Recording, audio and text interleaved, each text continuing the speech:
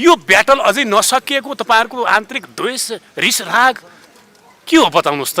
अब हामी कहाँ एउटा भनाइ छ, अगुल्टोले हानेको कुकुर बिजुली चम्किँदा तर्सिन्छ भन्छन् होइन। एउटा कुकुरलाई चाहिँ बुढी आमाले चाहिँ नि अँगानाबाट अगुल्टोले हानिदिन्छन्, अनि बेलुका बिजुली गड्याङ गुण गरेर चम्किँदाखेरि चाहिँ कुकुर भाग्दो रहेछ। उसलाई के लाग्दो रहेछ भने अगुल्टोले नै मलाई कसैले हान्यो भन्ने लाग्दो रहेछ।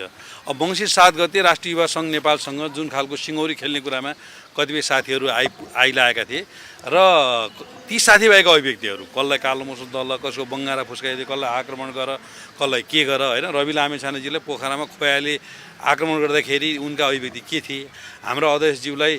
तेह्रथुममा अलिकति एउटा जाँड खाएको मान्छेले झाँगलझुङ्गल गर्न खोज्दाखेरि कुन खालको अभिव्यक्ति थिए र आज जुन ढङ्गले आक्रमण भएको छ, मलाई के लाग्छ भने सुन्तला रोपे सुन्तला फल्छ,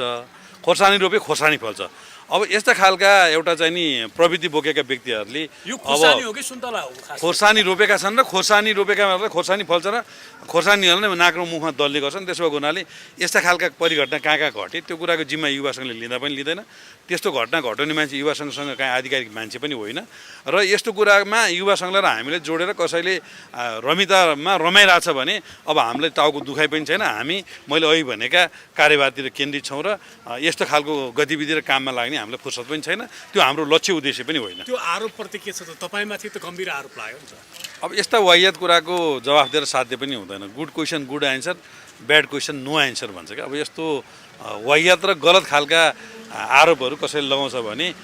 तथ्यका आधारमा प्रमाणका आधारमा पुष्टि गर्न म चुनौती दिन्छु र यस्ता खालका वाहियात आरोपको जवाफ दिने फुर्सद पनि छैन मलाई। तपाईँले ठ्याक्कै परिचालन गरेका पात्रले नै जुत्ता हानेको अथवा थप्पड हानेको? अब यो प्रश्न तपाईँले बरोबर यो प्रश्न अझै सठिक जवाफ चाहन्छौँ क्या। बिल्कुल मैले अहिले पनि भने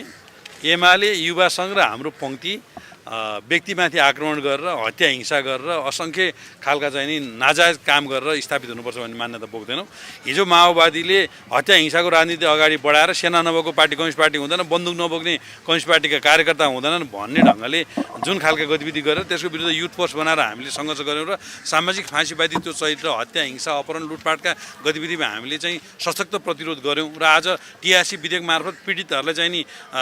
अन्याय दिने र पीडकहरूलाई नै थप चाहिँ नि संरक्षण गर्ने खालको कानुन ल्याउनु खोज्दा राष्ट्रिय सभामा एमाले 5 सिट दिएर यसो झुक्याउन सकिन्छ कि फलाउन सकिन्छ फुकाउन सकिन्छ कि भनेर प्रधानमन्त्री र नेपाली काङ्ग्रेसका सभापतिज्यूले भन्दाखेरि हाम्रो पार्टीको अध्यक्षले त्यो अडान लिनु भएको छ भने हामी त जहिले पनि पीडितहरूको पक्षमा हुन्छौँ र यस्ता खालका अराजक र अपराधिक गतिविधि गर्नेहरूलाई जनताले कहाँ कुन तहमा आक्रमण गरे त्यो कुरा अब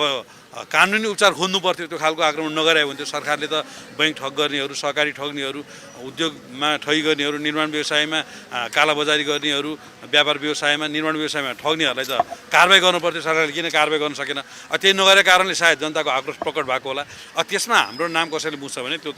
उनीहरूको दिवालियापन हो भने। अब कुनै बेला प्रतिष्ठाको लडाइँ, सङ्घर्षको लडाइँ जस्तो थियो तिनकुने र बल्खुको, कसले चाहिँ देखाउने भन्ने थियो, त्यो अब सकिएको।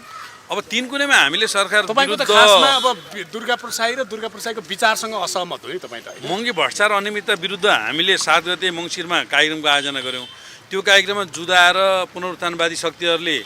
हाम्रो शक्तिलाई तौलने आँट गरे होइन। अब हामीले वास्तवमा उपत्यका केन्द्रित कार्यक्रम गरेका थियौँ। कुनै पनि खर्च गरेका थिएनौँ। गाडी खर्च पनि थिएन, होटल व्यवस्था पनि थिएन, क्याटरिङ व्यवस्था पनि थिएन, खानाको व्यवस्था पनि थिएन। त्यस भएको हुनाले हामीले निकै राम्रो सशक्त र मजबुत उपस्थितिका साथ कार्यक्रम गऱ्यौँ। त्यो कार्यक्रम पछाडि सरकार पनि धेरै हिसाबले सचेत भयो भन्ने लाग्छ। पुनरुत्थानवादी शक्तिहरू पनि धेरै हिसाबले डोमिनेट भयो भन्ने लाग्छ। हाम्रो मध्य पहाडी यात्रा पछाडि त राजा ल्याउन सकिन्छ भनेर लागेका यी पुनरुत्थानवादी शक्तिहरू त कुन दुलामा लुकेर बसेका छन् मलाई थाहा छैन होइन। र उनीहरूले गर्ने भनेका आन्दोलनको पनि कुनै तुक होला भन्ने मलाई लाग्दैन। र त्यतिखेर मैले भनेको थिएँ यी पुनरुत्थानवादी शक्तिहरूलाई हामीले धुप हालेका थियौँ। अब यो धुपले काम गर्यो जस्तो लाग्छ।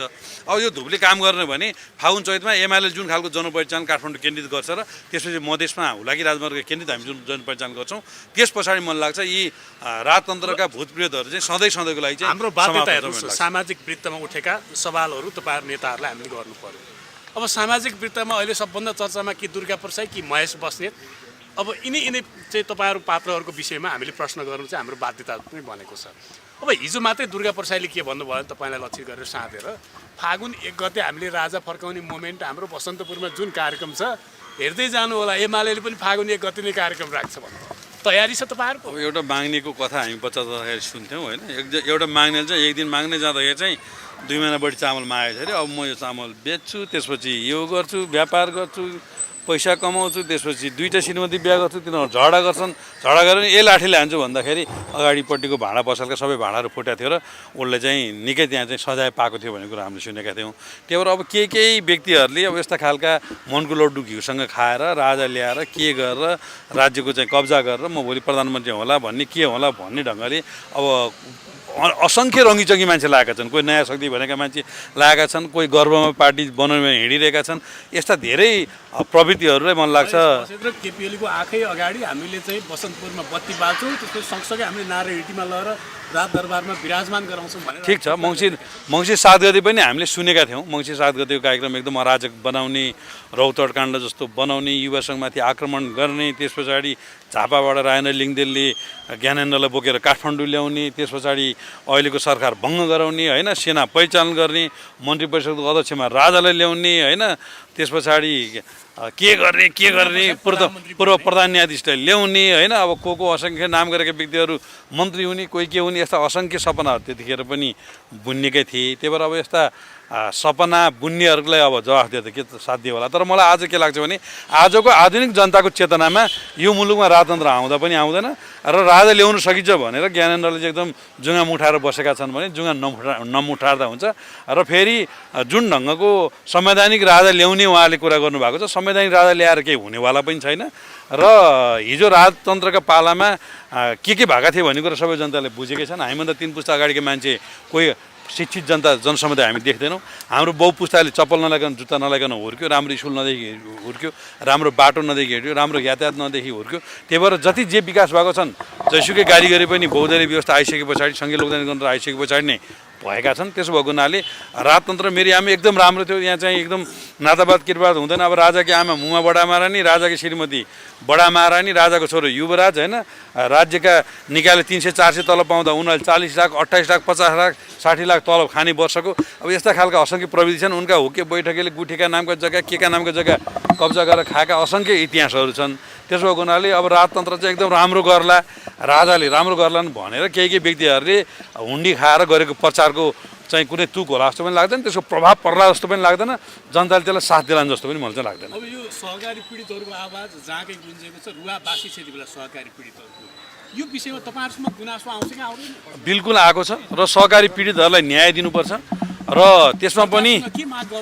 पनि सेलेक्टेड सहकारीहरू विशेष गरी सूर्यदर्शन सहकारीहरू जसमा जेबी राई जस्ता रवि लामेछाने जस्ताका नाम आइरहेको छ र उनीहरूले जनताका गरिबका पसिना अरबौँ पैसा सहकारी ऐनमा स्पष्ट रूपले के व्याख्या गरिएको छ भने कम्पनी ऐनसित सम्बन्धित कुनै पनि कारोबारमा सहकारी ऐन संलग्न हुँदैन भन्नेको छ र जुन ढङ्गले ग्यालेक्सी टेलिभिजनमा अरबौँ पैसा लगानी गरिएको छ र त्यो पैसा कानुन विपरीत छ र मलाई कानुन थाहा थिएन भनेर कानुनको अनभिज्ञता चाहिँ क्षम्य हुँदैन भन्ने चाहिँ प्राकृतिक न्यायको सिद्धान्त छ त्यसो भएको हुनाले यो विषयलाई गम्भीर छानबिन गर्नुपर्छ र आफ्नो तलब आफै घोषणा गरेर 5 लाखभन्दा बढी तलब खाने 15% चाहिँ नि गुडविल सेयर भन्ने गुडविल सेयरको कन्सेप्ट नेपालमा छँदै छैन रविजी बाहेक अरू कसैले गरे भए यो चाहिँ ठुलो भ्रष्टाचार अनियमितता र चाहिँ नि ठुलो कमिसनको कुरा भनेर व्यापक एउटा चाहिँ विरोधको कुरा हुन्थ्यो त्यसो भएको हुनाले यो विषय गम्भीर छलफल गर्नुपर्छ र आफ्नो तलब 5 लाख तोक्ने अनि फर्च्युनर गाडी चढेर हिँड्ने जनतालाई रुवावासी गर्ने विशेष गरेर चितवनकै जनता रुवावासीमा परेका छन् पोखराका जनता रुवावासीमा परेका छन् काठमाडौँको जनता रुवावासीमा परेका छन् जो संलग्न छन् यसमा कुनै पार्टीगत रूपमा अनुहार हेर्नु हुँदैन र संलग्न जतिलाई कारबाही गर्नुपर्छ र सहकारी पीडितहरूलाई न्याय दिनुपर्छ भन्ने